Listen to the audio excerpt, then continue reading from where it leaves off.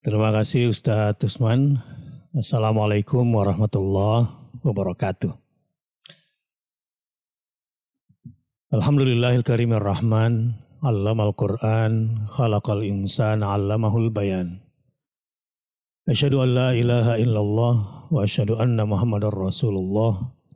Allahumma fasalli wa sallim wa barik ala nabiyyina wa habibina wa syafi'ina wa qaidina wa maulana Muhammadin sallallahu alaihi wasallam wa ala alihi wa sahbihi wa sallim. Subhanaka la ilma lana illa ma 'allamtana innaka antal alimul hakim. Rabbi zidni ilma. Selanjutnya sampai pukul 12 bersama saya kita akan sedikit mengambil hikmah dari beberapa ayat terkait hari ini tentang syifa, tentang kesembuhan di dalam Al-Quranul Karim. Namun sebelumnya saya ingin menyapa dulu sahabat-sahabat surga yang ikut live chat di YouTube channelnya Akal Islamic Center. Di sini alhamdulillah saya bisa sebut beberapa nama. Ada Rahayu Nuryanti, ada Irfan Ahmad. Dia bilang katanya semoga ada hikmah di balik virus corona. Makin banyak yang mencintai Al-Quran. Terima kasih Irfan Ahmad, dan memang itu yang kami harapkan. Dan jangan sampai kita fokus kepada musibah. Nanti kita akan bicarakan itu. Kemudian ini juga Wawan Juhana di Johar Baru Senen, Jakarta Pusat. Masya Allah, mudah-mudahan sehat-sehat. Juga Mbak Tatin Nur Fauzia, Masya Allah, Mbak Tatin lagi di Malang ya. Ini sepertinya mengirim pesan untuk tim media yang ada di Akal Islamic Center di channel YouTube-nya. Insya Allah yang di Akal tetap mengingat Mbak Tatin, dan Mbak Tatin selalu di hatinya katanya. Apalagi sempat ikut posting juga di sini. Walau kelihatannya hari-harinya dipenuhi dengan kesibukan, tapi hatinya selalu ke Mbak Tatin. Ada juga Afnaura Fiki yang ikut menyimak. Kemudian yang lain-lain nanti kita akan lanjutkan ya. Bismillahirrahmanirrahim. Kemarin ada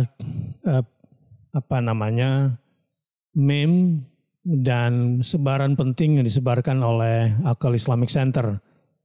Mudah-mudahan admin saya minta untuk posting dulu di live chatnya materi yang kemarin diposting. Saya sudah kirim ke WA-nya Mas Tirta. Mas Tirta yang pegang live chatnya ini. Baik, ditulisannya begini ya. Kalau sudah diposting, tulisannya seperti ini. Al-Quran itu obat dari Yang Maha Penyembuh. Allah Subhanahu wa Ta'ala menjelaskan bahwa Al-Quran sendiri adalah obat yang menyembuhkan. Itu tertuang di dalam Al-Quran surat Fussilat ayat 44. A'udzu billahi minasyaitonir rajim. Qul huwa lilladzina amanu hudaw wa shifaa. Katakanlah, Al-Quran itu adalah petunjuk dan penawar bagi orang mukmin. Al-Quran itu adalah hudan, petunjuk, sekaligus syifaun, dan penawar bagi orang-orang yang mukmin.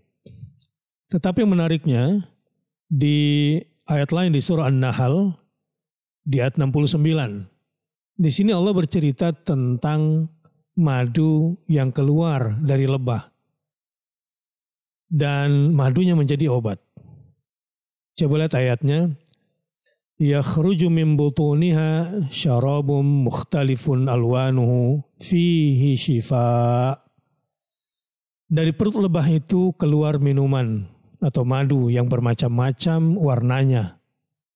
Di dalamnya terdapat obat yang menyembuhkan bagi manusia. Ada komen Ibnu Qayyim yang menarik dari dua ayat ini, Fussilat 44 dan surah An-Nahl 69 tentang syifa.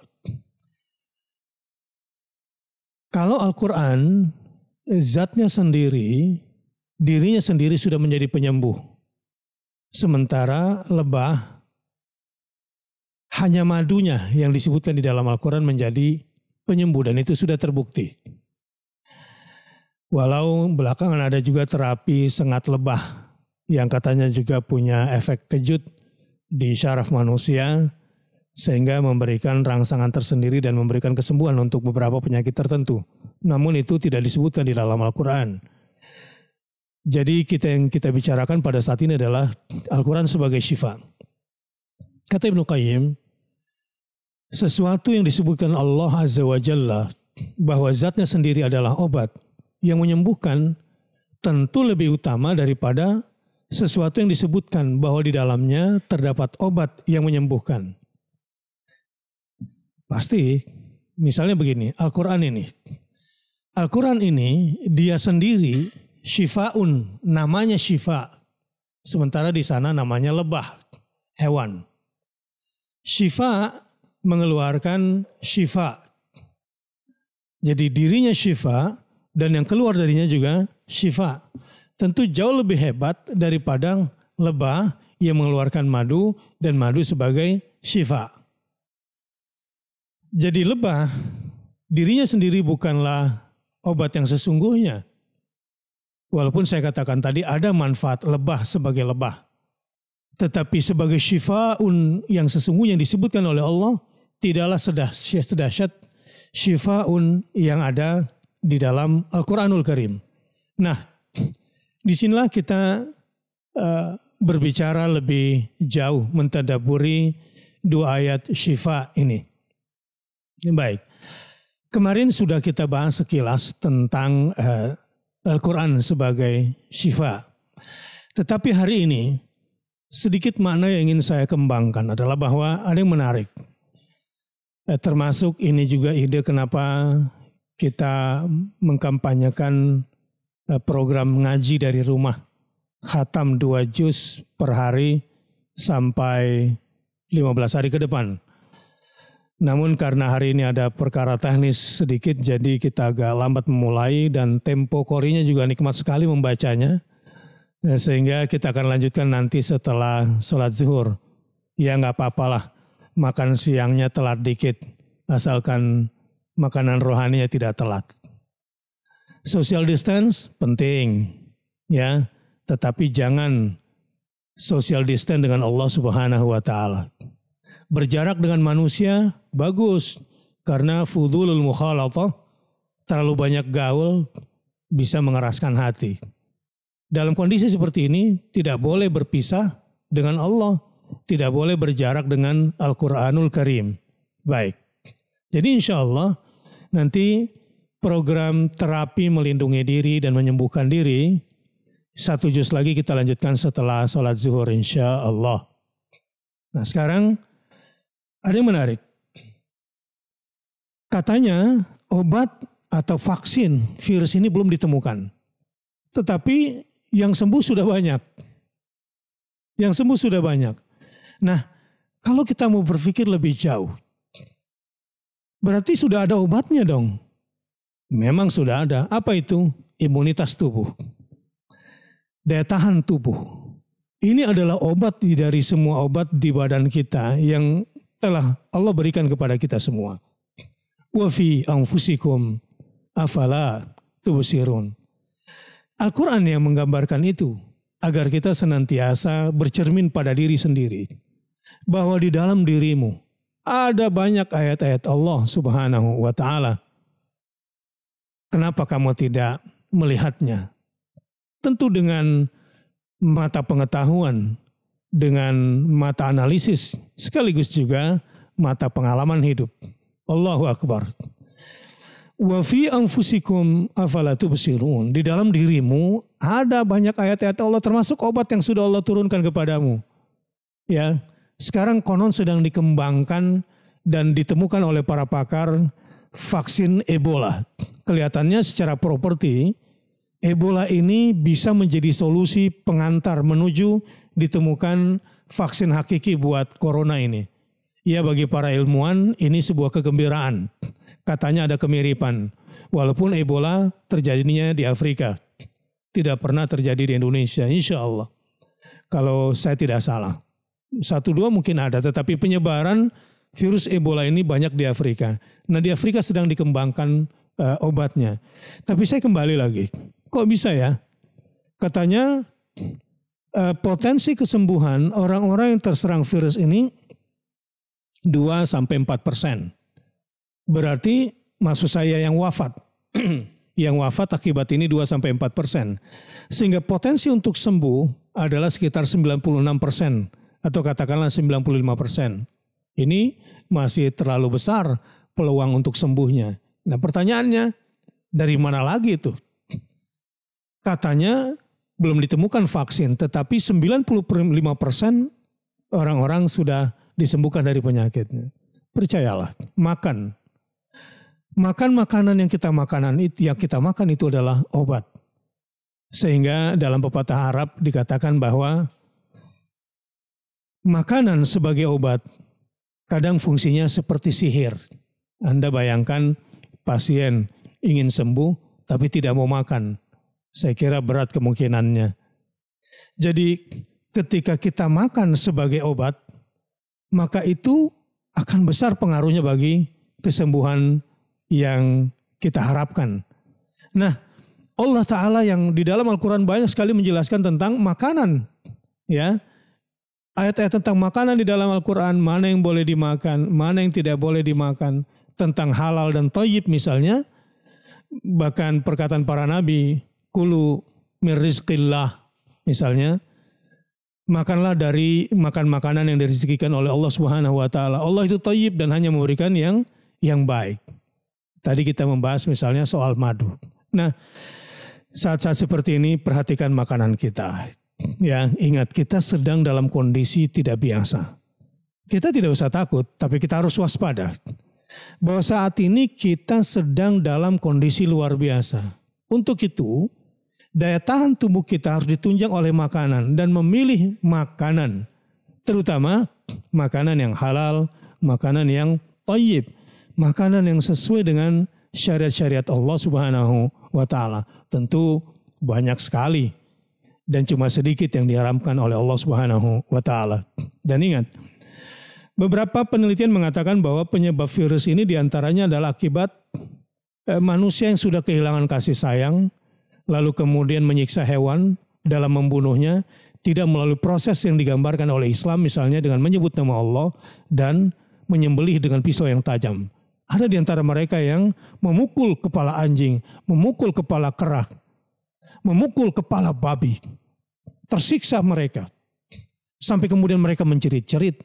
Akhirnya darah mereka bercampur dengan racun. Dan itu yang akan dikonsumsi oleh manusia. Dan disitulah virus-virus itu kemudian subur. Bakteri-bakteri kemudian subur dari darah yang bercampur dengan racun itu. Atau dengan bangkai-bangkai hewan itu, dengan darahnya yang menyatu dengan daging yang kemudian menjadi tempat penyuburan virus tersebut. Saudaraku yang sedang live atau yang nantinya mendengarkan lewat rekaman ini, bahwa pola makan yang harus kita pikirkan dalam kondisi luar biasa saat ini adalah pikirkan selalu nomor 1 yang halal. Iya, yang halal. Nomor 2 yang halal. Baru yang nomor 3 yang halal lagi. Insya Allah makanan yang dihalalkan oleh Allah halal bagi tubuh. Bukan menjadi benda asing bagi tubuh. Apalagi mendatangkan penyakit bagi tubuh. Yang kedua adalah thayyib. Ingat, sekali lagi kita dalam kondisi pandemi global, di mana kita tidak bisa memproteksi diri kita sehebat apapun kita. Kecuali kita menguatkan daya tahan tubuh kita. Karenanya mengkonsumsi makanan-makanan yang bisa meningkatkan daya tahan tubuh kita, ini bagian daripada syariah. Ya, mulai dari pola makan, makan pagi, makan siang, makan malamnya, dipilihlah yang betul-betul menyehatkan tubuh. Sekali lagi saya ingin katakan, ini kondisi luar biasa. Jangan menyesal kalau tiba-tiba Anda termasuk yang terserang la qadarullah wa la billah. Kalau nanti setelah ini Anda tiba-tiba demam, Anda tiba-tiba batuk berat, Anda tiba-tiba sesak nafas, dan harus dibawa ke rumah sakit dengan semua pasien dengan kondisi saat ini. Naudzubillah min dzalik. Tetapi bagi yang sudah terjangkit, juga nggak usah takut. 95% potensi Anda untuk sembuh. Makan makanan yang halal, jaga pola makanan yang sehat, yang menguatkan tubuh kita. Nah hari ini kita bertadarus Al-Quran. Kita khatam Al-Quran. Ini bagian penting. Karena Quran itu syifa. Yang ketika kita dengar itu mempengaruhi sel-sel DNA kita.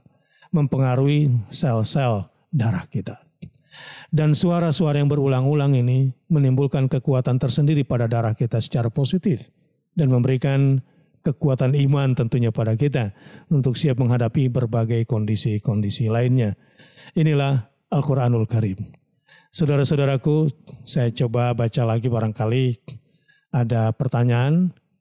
Ya, tim admin juga bisa bantu saya kalau ada yang diajukan. Di sini ada Optik Rodisa. Alhamdulillah ala kulli hal. Ini berarti nama optiknya atau nama orangnya? Tapi namanya Optik Rodisa ya. Mudah-mudahan nama orangnya. Ada Siti Sarah. Alhamdulillah lagi nyimak Ustadz. Barakallahu fiik. Ya Siti Sarah. Ada lagi Dewi Lestari. Masya Allah, tabarakallah. Semoga Ustadz dan tim senantiasa dijaga Allah. Nah, kita semua juga. Jangan lupa ya, kalau berdoa begini.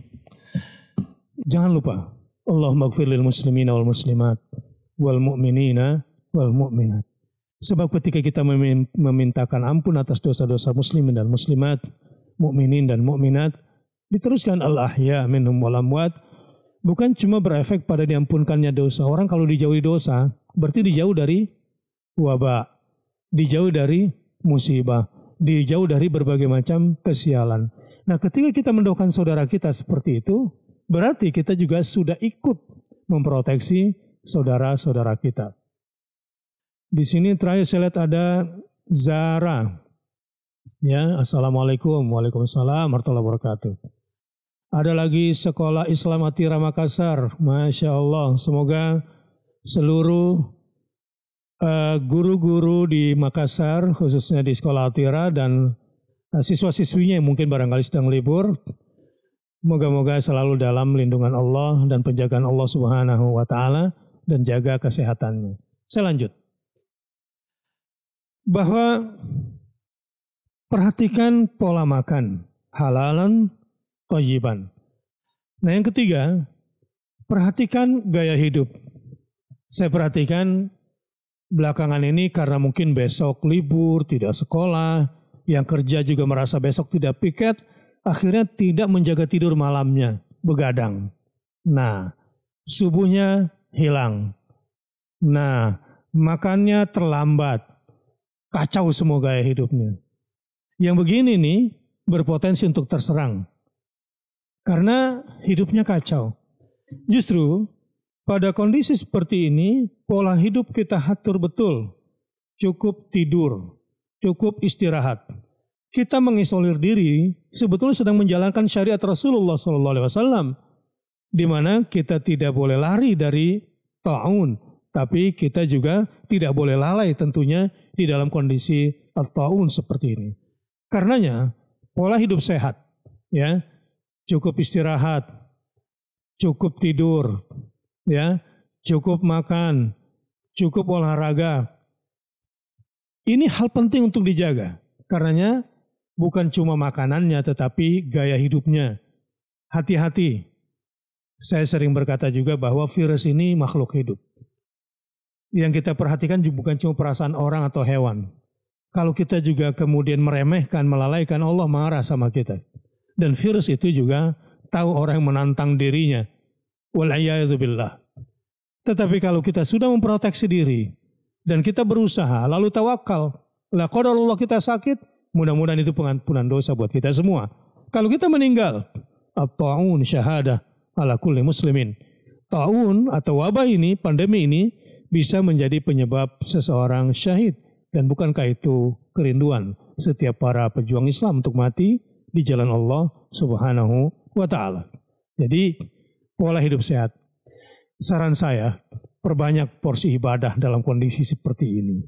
Iya, ini saran yang keempat. Tadi di awal saya katakan social distance perlu, tapi jangan berjarak dengan Allah Subhanahu wa taala. Social distance penting, tetapi jangan pernah terpisah dari Al-Qur'anul Karim. Oke, tidak banyak bergaul penting, tapi membaca Quran dan murajaah, menghafalnya adalah wajib bagi mereka yang ingin melindungi diri dari wabah dan ingin menyembuhkan diri dari penyakit. Jadi jangan pernah terpisah. Kalaupun harus menyetel murattal, nah minimal di program kita ini, misalnya ada saudari-saudariku yang menstruasi, boleh dengan membuka YouTube channelnya Akal Islamic Center, perdengarkan. Dan itu insya Allah juga akan menguatkan kita, memperdengarkan. Dan kalaupun sudah selesai, jangan berhenti, tetap buka murattal. Jadi walaupun menstruasi, dalam kondisi sakit, kondisi tidak memegang Al-Quran, tetapi bisa berinteraksi dengan Al-Quran. Jadi karena sedang libur seperti ini, jangan banyak tidur. Kalau kebanyakan tidur, malah membawa tidur lagi, dan kemudian menjadi lemah, menjadi malas badan ini, badan juga tidak terkontrol. Kondisi ibadah harus diperbanyak. Selain itu, misalnya zikir pagi, zikir sore. Kalau perlu diperbanyak, saran saya, setelah zikir pagi, ditambah istighfarnya membaca astaghfirullah wa atubu ilaih 100 kali. Ditambah dengan tasbih subhanallah wa bihamdihi 100 kali. Ditambah lagi dengan tahlil la ilaha illallah wahdahu la syarikalah lahul mulku wa lahul hamdu wa huwa ala kulli syai'in qadir 100 kali. Ini semua warid dalam sunnah sahih. Dibaca juga salawat kepada Nabi SAW minimal 10 kali.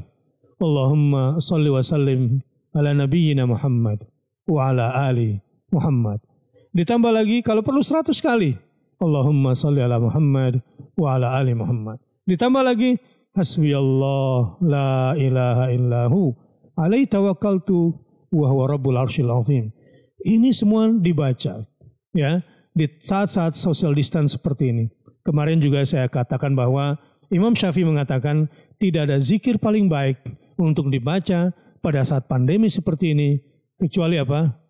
Membaca tasbih. Subhanallah. Dengan semua jenis dan macam tasbih. Saudara-saudariku yang berbahagia. Ini kesempatan buat kita. Untuk uzlah. Uzlah, ini yang terakhir dari saya. Menyendiri. Berdua-duaan dengan Allah. Bersamaan dengan Allah Subhanahu wa ta'ala. Kelihatannya kita sedang social distance. Tapi bagi orang yang sedang mendekatkan diri pada Allah akan merasakan keramaian. Bahkan keramaian bersama malaikat-malaikat rahmat. Malaikat-malaikat as-sakinah. Bayangkan, kita sedang sendirian mendengarkan murattal. Ikut program khatam Quran ini. Masya Allah. Anda tahu apa yang terjadi? Malaikat-malaikat as-sakinah. Malaikat-malaikat rahmat akan berada di sekeliling kita. Kita tidak sendirian. Kita beramai-ramai. Kita senantiasa dilindungi oleh Allah Subhanahu wa ta'ala dengan perlindungannya bersama para malaikat-malaikatnya. Ini saya bacakan lagi, barangkali ada Hanif Az-Zuhri. Masya Allah. Ada lagi Mukena Memoria. Alhamdulillah bisa nyimak. Kemudian ada lagi di sini Farida Aryani. Alhamdulillah bisa gabung, Masya Allah. Di sini ada Lami Tri Setiawati. Dalam kondisi seperti ini, apakah jika kita berpuasa sunnah Senin Kamis masih diperbolehkan? Wow, bagus. Ini pertanyaan bagus nih dari Lami. Puasa bagian daripada proteksi diri, ya. Dan puasa tidak membuat orang lemah. Kan sahur. Yang penting sahurnya nutrisinya cukup, ya. Olahraganya juga dibarengi, gerak badannya juga terus diikuti, tidak bermalas-malasan atas nama puasa. Justru ini mendetoks racun insya Allah dengan puasa. Maka apalagi di bulan Rajab seperti ini, puasa Senin Kamis atau puasa Ayyamul Bid, nanti sebentar lagi bulan Sya'ban menghadapi Ramadan. Jangan khawatir, puasa kita akan menjadi satu benteng kesehatan kita. Juga mengeluarkan racun-racun dari tubuh kita. Puasa juga akan menjadi benteng iman kita yang membuat hidup kita akan selalu optimis. Puasa kita tentu menambah berat pahala kita dan mendekatkan diri kita kepada Allah Subhanahu wa taala. Allahumma dafa'anna al-bala wal waba wal fahsya wal munkar ma dhahara minha wa ma batan. Ya Allah, ya Rahman, ya Rahim, jauhkanlah kami dari musibah, dari epidemi, dari kemungkaran, dan dari perbuatan-perbuatan keji, dari yang nampak maupun yang tidak nampak. Ya Allah, lindungilah kami dari arah depan kami, lindungilah kami, jagalah kami dari arah belakang kami, dari arah kanan kami, dari arah kiri kami. Lindungi pula kami dari atas diri kami, dan jangan sampai kami tergelincir dari arah bawah kami. Rabbana taqabbal minna innaka antas samiul alim wa tub alaina innaka antat tawwabur rahim. Saudara-saudaraku yang berbahagia dimanapun berada, jangan lupa nanti setelah salat zuhur kita lanjutkan lagi tadarus kita atau khataman kita 1 juz, dan kemudian nanti malam kita akan mendekat lagi kepada Allah pukul 20 dengan agenda muhasabah dan munajat kepada Allah Subhanahu wa taala yang saya akan bimbing langsung. Mudah-mudahan bertambahlah nanti iman kita, bertambahlah takwa kita, bertambahlah ihsan kita kepadanya. Subhanakallahumma wa bihamdika asyhadu an la ilaha illa anta astaghfiruka wa atubu ilaik. Selamat menunaikan salat zuhur sebentar lagi dan silakan bersiap-siap. Wassalamualaikum warahmatullahi wabarakatuh.